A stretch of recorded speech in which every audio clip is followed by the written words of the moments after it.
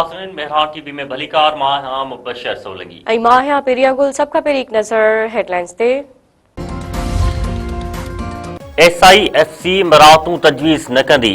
IMF हुकूमत के नवा स्पेशल इकोनॉमिक ज़ोन ठाहिण खां रोके वरितो। पाकिस्तान चूंड कयल शयुनि ते GST शरह के मयारी 18% ताईं वधाइण ते IMF सां इतफ़ाक़ करे वरितो। पाकिस्तान कर्ज़ प्रोग्राम लाइ IMF जूं 23 शर्तूं तस्लीम करे वरितियूं।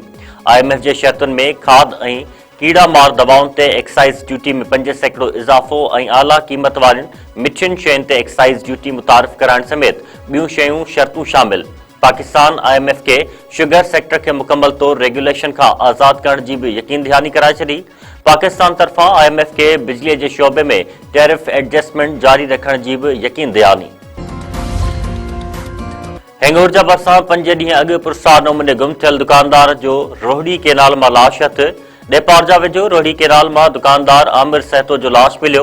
मक़ामी टोबन लाश कढी अस्पताल पहुचायो, जिथे वारसन लाश जी आमिर सहतो तौर सुञाणप कई। मुरीद शाख मां अगवा थी वियल दुकानदार के बाज़ियाब करण जी दावा।